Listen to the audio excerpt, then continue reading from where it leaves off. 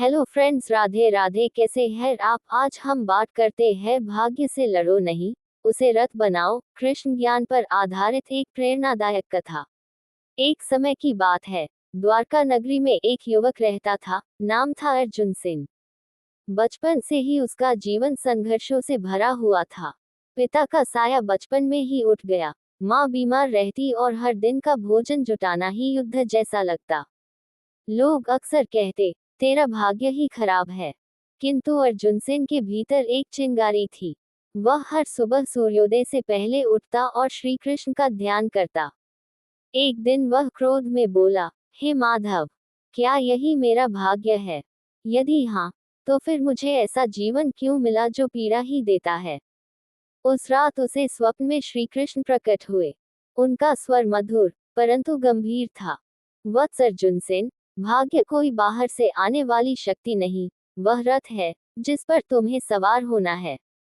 लेकिन रथ स्वयं नहीं चलता, उसे सारथी चाहिए, और वह सारथी तुम्हारा पुरुषार्थ है।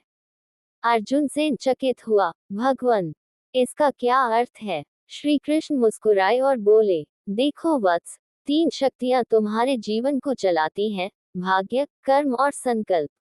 भाग्य रथ है, ये तुम्हें मार्ग देता है, पर यह दिशा नहीं चुनता।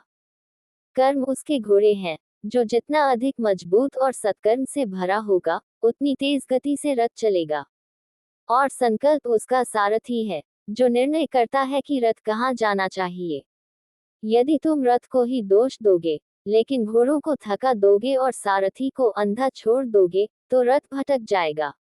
इसलिए भाग्य से लड़ो नहीं, उसे रथ मानो। और स्वयं को ऐसा सारथी बनाओ, जो भगवान के निर्देशों के अनुसार सही दिशा में रथ को चलाए। अर्जुन सेन ने जीवन में पहली बार समझा कि भाग्य को कोसने से कुछ नहीं होता। उसने अपने कर्मों में सुधार किया, माँ की सेवा को तपस्या माना, और प्रतिदिन भगवद गीता का एक श्लोक पढ़कर उसका अर्थ जीवन में उतारने लगा। कुछ वर्षों में वह एक ज्ञानी शिक्षक बना, और उसी नगर में लोग अब उसके दर्शन के लिए आते थे। वह अक्सर कहता, कर्म से डरकर जो बैठ जाता है, वह भाग्य को शत्रु समझता है। लेकिन जो अपने संकल्प को मजबूत करता है, वह भाग्य को अपना रथ बनाकर जीवन को महायात्रा बना देता है। एक कहानी के द्वारा जानेंगे कहानी, सूनी दीवार और चित्रकार। एक कृष्ण प्रेरित जीवनी गाथा। लंबी, भावनात्मक और जीवन परिवर्तन करने वाली कथा। एक परिचय। एक कलाकार, जो भूखा था, पर हारा नहीं। काशी नगरी का एक कोना, जहां संकरी गलियां हैं, टूटे मकान, और दीवारों पर समय की छाया। वहीं एक झोपड़ी में रहता था अंशुमान, एक 24 वर्षीय युवक जो चित्र बनाता था, पर वह चित्र कभी बिकते नहीं थे। उसके पास महंगे रंग नहीं थे, न ही ब्रश का अच्छा सेट। जो था, वह केवल उसके भीतर आस्था, धैर्य और एक अनोखी दृष्टि।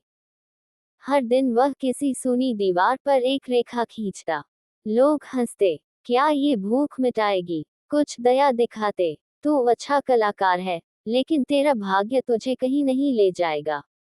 पर अंशुमान की एक आदत थी, हर रात वह श्री कृष्ण की तस्वीर के सामने दीपक जलाकर कहता, अगर तू चुप है कृष्ण, तो मैं भी शिकायत नहीं करूंगा।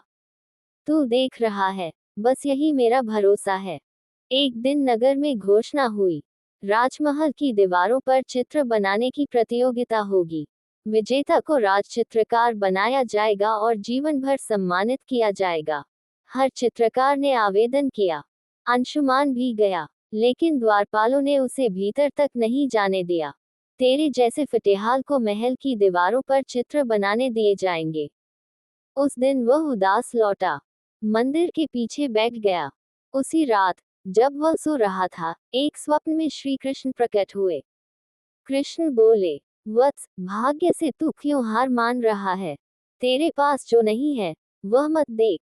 जो तेरे पास है, वह तेरी सबसे बड़ी शक्ति है। भाग्य रथ है, लेकिन दिशा तेरे संकल्प से तय होगी। रथ की बागडोर कर्म के हाथ में है, और रथ का सारथी, वो मैं हूँ, अगर तू मुझ पर विश्वास करता है। अंशुमान के पास बाजार के रंग खरीदने के पैसे नहीं थे, पर वह डरता नहीं। वह जंगल गया, पेड़ की छाल से ब्रश बनाया, फूलों और मिट्टी से रंग निकाले। हल्दी, कोयला, पलाश, नीम, गुलाब ये उसके हथियार बने। वह दिन रात मेहनत करता रहा। उसकी माँ के फटे आंचल से बनाए कपड़े उसके ब्रशों की सफाई के लिए इस्तेमाल हुए। कई बार लोगों ने पूछा, क्या तू पागल है? बिना साधन तू जीत पाएगा?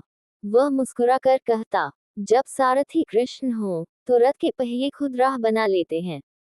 प्रतियोगिता का दिन। सूनी दीवार पर सजी रासलीला। राजमहल की सबसे बड़ी दीवार दी गई, एकदम सूनी, सफेद और चमकदार। हर चित्रकार ने अपनी चमक दिखाई, सोने के रंग, इटली के ब्रश और चटक रोशनी। पर अंशुमान, उसने प्राकृतिक रंगों से एक श्री कृष्ण रासलीला का चित्र बनाया। चित्र क्या था? ये जीवन था। कृष्ण की बांसुरी से निकलती लहरें, राधा की आंखों में भक्ति, गोपियों के पांवों की छाया और वृंदावन की रज। लोग मंत्रमुग्ध हो गए। चित्र की सुंदरता के पीछे जो भाव था, वह हृदय तक उतर गया। राजा ने उठकर कहा, इस युवक ने सिर्फ चित्र नहीं बनाया, इसने दीवार को भाग्य बना दिया। जहां औरों ने रंग बिखेरे, इसने आत्मा उकेरी। उसी दिन अंशुमान को राजचित्रकार घोषित कर दिया गया। अंत नहीं, एक शुरुआत। कुछ वर्षों में अंशुमान चित्रकारों का गुरु बन गया। वह अमीर हो गया, लेकिन कभी अहंकार नहीं आया। वह अपने छात्रों से कहता, भाग्य कभी सामने नहीं आता, जब तक तुम उसके पीछे नहीं चलते। और जब तुम रुक जाते हो, वह भी रुक जाता है। लेकिन अगर तुम चल पड़े संकल्प और कर्म के रथ पर, तो कृष्ण स्वयं तुम्हारे चित्र में रंग भर देते हैं। कथा की सीख। भाग्य से लड़ना मूर्खता है। उसे स्वीकार करके, अपना रथ बनाकर, अपने कर्म और संकल्प को उसका सारथी बनाओ। कृष्ण उसी के साथ चलते हैं जो रुकता नहीं, भले ही उसके हाथ में केवल एक टूटी हुई कूंची हो। वीडियो कैसे लगी सबको? Please subscribe my channel.